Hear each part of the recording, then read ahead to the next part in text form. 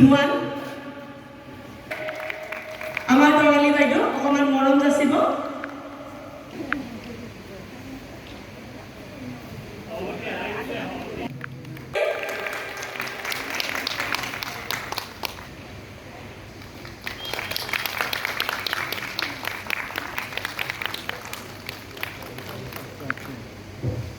সভাপতি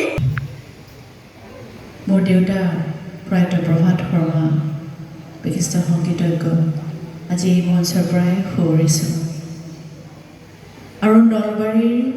প্ৰত্যেকজন বৰেণ্য ব্যক্তি যাৰ প্ৰচেষ্টাৰ ফলত নলবাৰী আজি নলবাৰী হৈ উজ্জ্বল হৈ আছে তেওঁলোকে পৃথিৱীত আছেই বা নাই মই প্ৰতিজনকে সেৱা জনাইছোঁ আৰু আজি আচলতে অনুষ্ঠানটো যদিও তৰালী শৰ্মাক এই মুহূৰ্তত বহুত অনুষ্ঠানৰ মাজত এটা বিশেষ অনুষ্ঠান কিন্তু আজি আচলতে মধ্যমণি ৰহদৈ সাংস্কৃতিক গোষ্ঠী গতিকে ৰহদৈ সাংস্কৃতিক গোষ্ঠীৰ প্ৰতিগৰাকী সদস্যা মই নতশিৰে প্ৰণিপাত জনাইছোঁ বিশেষভাৱে ধন্যবাদ জ্ঞাপন কৰিছোঁ পাপৰি কলিতা তেওঁৰ আৱেগ তেওঁৰ মৰম দেখিছোঁ গতিকে বিশেষভাৱে কৃতজ্ঞতা আৰু ধন্যবাদ জ্ঞাপন কৰিছোঁ কথা মই ক'ব লাগিব পৃথিৱীৰ কাৰণে মই তৰালী শৰ্মা কিন্তু তেখেতৰ কাৰণে মই গুৰিয়া গতিকে অলোকেশ বৰুৱা অলপ আগতে তেওঁ ষ্টেজত উঠি যিখিনি কথা ক'লে আমি মানা এজন মানুহ আজি এই অনুষ্ঠানটোত থাকোঁ বুলি কোৱাৰ আঁৰতে তেওঁ যিমান ধুনীয়াকৈ আপোনালোকৰ বিষয়ে মোক কৈছে আপোনালোকৰ কি চিন্তা কি ভাৱনা কি কৰিব বিচাৰে সেই কথাখিনি যেতিয়া গম পাইছোঁ তেতিয়া আজি আচলতে ব্যস্ততা বৰ বেলেগ ধৰণৰ কালি আমাৰ বিহুৰ অনুষ্ঠান আছিল বাকাইতাৰী গোৱালপাৰা আমি 6 বজাত আজি নলবাৰী পাইছোঁ পুৱা ৰাতি ইয়াতে এটা জেগাত আছোঁ 9 বজাত আকৌ ৰাতিপুৱা এখন মিটিং কৰিছোঁ সেইখন আধৰুৱা কৰি আকৌ পাঠশালাত গৈছোঁ তাত মোৰ ক্লাছ আছিলে তাৰপিছত লেকচাৰ আছিলে সেয়া কৰি আকৌ ইয়াতে আহি এই লৰালৰিকৈ আহিছোঁ তো শব্দ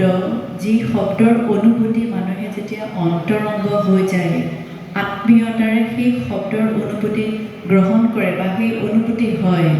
তেতিয়া আচলতে খোৱা এই সকলোবোৰ কথা ছেকেণ্ডেৰী হৈ যায় প্ৰাইমাৰী হৈ যায় সেই অনুভূতি বা সেই আৱেগ আমাৰ দেৰি হ'ব বুলি অলকেশ দাৰ লগত মই মানে ককাইদেউৰ লগত পাপৰি বাইদেউক কৈ গৈছোঁ যে আমি 2:30 আহি নাপাওঁ আমাৰ 4টামান বাজিব তেতিয়া তেওঁ এটা শব্দ মোক কৈছে যিটো কাণত বহু দিনলৈ বাজি থাকিব তেওঁ কৈছে বাইদেউ আপুনি 4টাত আহিলে হ'ব পাৰিলে অলপ চাব সোনকালে আহিব মই আপোনাক কি বুলি ক'ম আপুনি আমাৰ আৱেগ পৃথিৱীত ইমান শব্দ শুনা যায় ভাল বুলি কোৱা শুনা যায় বৰ ভাল ছোৱালী বৰ ভাল মানুহ এওঁ ইমান কাম কৰে কিন্তু কাৰোবাৰ আৱেগ হ'ব পৰাটো সেইটো ভগৱানে চাগে কিছুমানকহে এনেকৈ বাছি দিয়ে যে এই মানুহজনে কি কাৰোবাৰ আৱেগ আৰু সেই আৱেগ বুলি কওঁতে পাপৰি বাইদেৱে যেতিয়া মোক সাৱটি ধৰিছে আৰু তেওঁ যেতিয়া চকুৰে চকু পানী বৈ আহিছে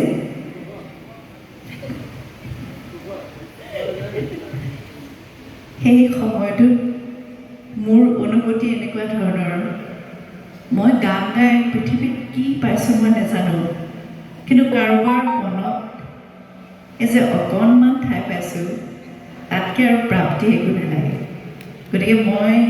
আপোনাৰ ওচৰত আচলতে চিৰকৃতজ্ঞ আৰু ৰহদৈৰ সকলো লোকে মই এই চিৰকৃতজ্ঞ এইটো কাৰণে কাৰণ মানুহক ভাল বুলি কোৱা যায়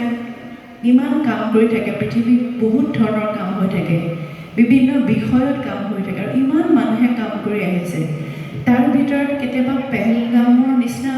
তেনেকুৱা বেয়া কাণ্ডও হৈ যায় কিন্তু এইবোৰৰ মাজতো এই পৃথিৱীখন যে আজিও ধুনীয়া হৈ আছে এই মৰমৰ কাৰণে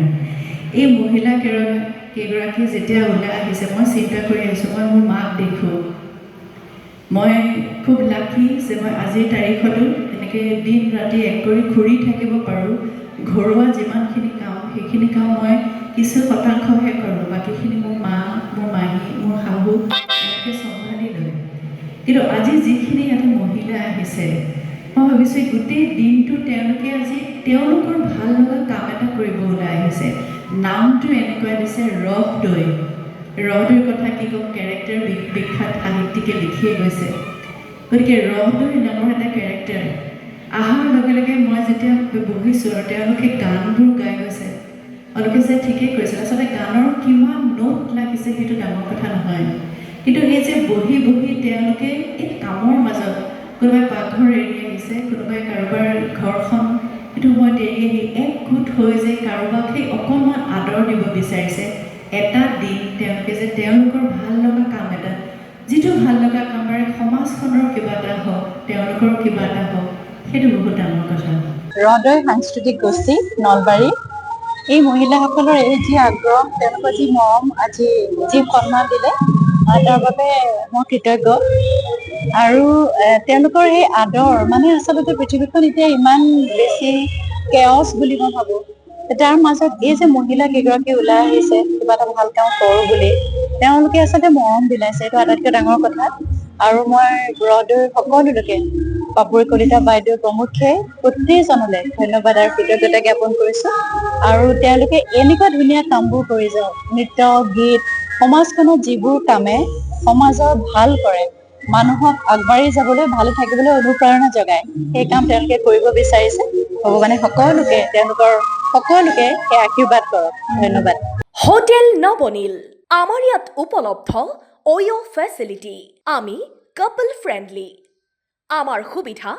লগতে বিবাহ ভৱন, ৰেষ্টুৰেণ্ট, কনফাৰেন্স হল,